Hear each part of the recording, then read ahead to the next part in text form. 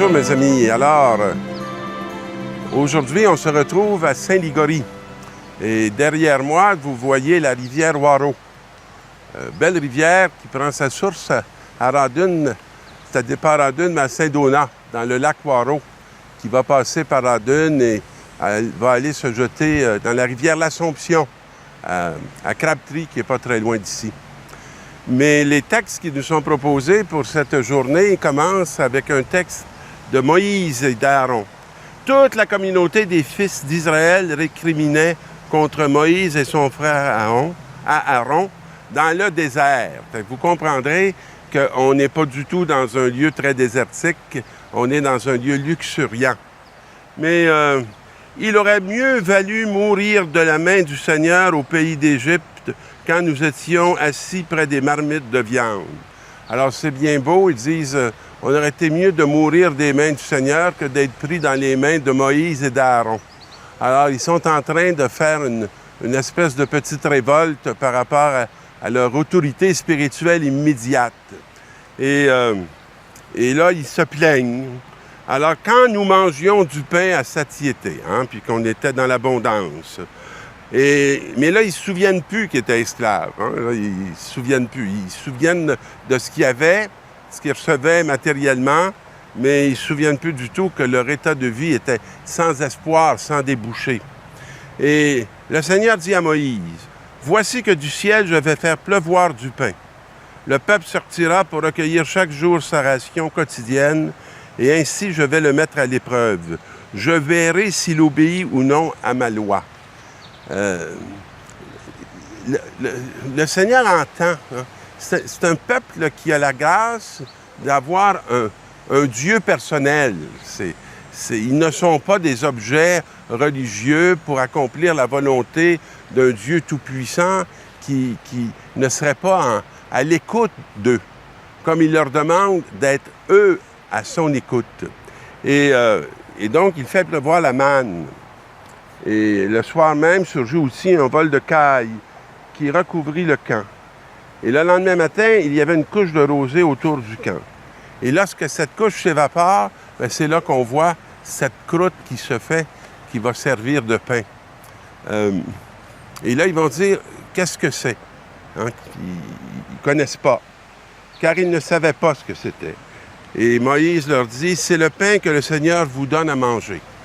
Alors pour nous, qui sommes aussi un peuple de chialeux, qui avons beaucoup de difficultés à avoir des autorités, on est plus en sécurité quand on contrôle nos choses nous-mêmes, même si on est souvent devant l'échec ou on est souvent devant une réalité qui ne nous convient pas, mais au moins c'est celle qu'on s'est donnée.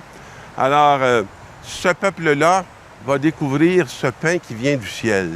Alors, je ne sais pas si vous connaissez le pain que Dieu vous donne à manger dans vos familles, dans vos couples, dans vos milieux de travail, dans vos milieux d'engagement, dans vos milieux de responsabilité, ou dans le fond que vous croyez que tout ne dépend que de vous et dépend de vos capacités et de vos dons et de vos talents.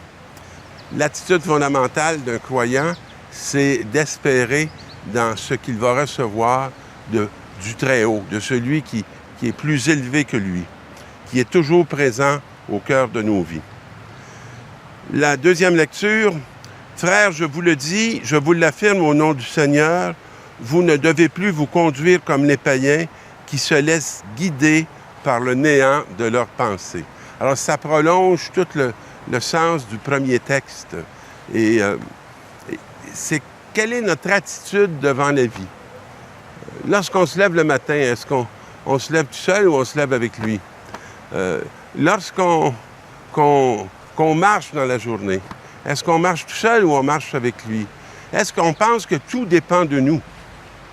Alors qu'en réalité, tout nous est grâce, tout nous est donné de Dieu. Et souvent, les impasses, ce n'est que lui qui peut les ouvrir, puis nous qui pouvons les traverser si on s'ouvre à sa présence. Et dans l'Évangile, qui est un autre texte qui va nous parler encore du pain, la foule s'est aperçue que Jésus n'était pas au bord du lac, ni ses disciples non plus. Alors les gens prirent les barques et se dirigèrent vers Capharnaüm à la recherche de Jésus. Alors ils le recherchent pour une raison très précise. Hein? C'est un homme dont les paroles les bouleversent. Et les signes qui sortent de lui les étonnent.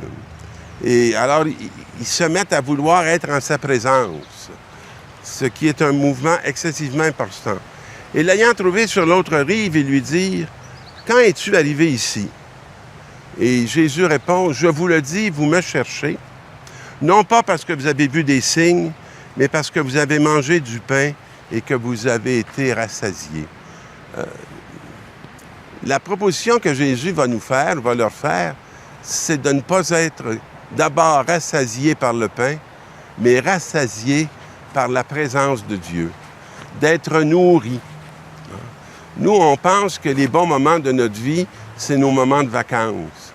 Mais si notre quotidien devenait un lieu, un espace qui nous nourrit abondamment, si la joie d'avoir des enfants, de les élever, si la grâce d'être élu pour une vie conjugale nous comblait, malgré tous les efforts que peut nous demander de mener à bien une dynamique comme celle d'être un couple, puis d'être une famille, d'être appelé à une intimité, d'être appelé à être habité, plutôt que de se vider à la journée longue. Alors, l'œuvre de Dieu, c'est que vous croyez en celui qui l'a envoyé. Je répète souvent ça à mes paroissiens, que nous sommes des dons de Dieu et que les gens vers qui on est envoyé sont aussi des dons de Dieu. Et nous sommes envoyés comme dons de Dieu. Alors, de croire en celui qui l'a envoyé. Faire, je dirais, un peu la liste de tous ceux qui sont présents dans notre vie et croire que c'est Dieu qui les a placés là.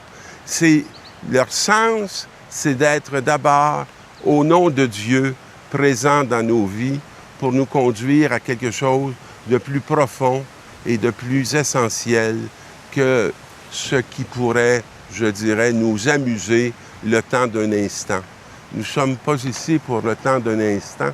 Nous sommes ici au nom d'une éternité que nous expérimentons et dont nous avons à faire rendre témoignage. Alors, il va nous proposer un pain qui vient du ciel. C'est exactement ce que je vis à chaque Eucharistie. Et chaque fois que je regarde le calice, puis chaque fois que je regarde le pain, puis je dis « Prenez, mangez, ceci est mon corps », à chaque fois que je dis cette parole-là, je suis devant une assemblée que je reconnais comme le corps du Christ et je sais qu'elle est là pour me nourrir comme je suis là pour les nourrir. Non pas de nous-mêmes, mais de ce Dieu qui nous fait vivre et de ce Dieu qui nous rend resplendissants.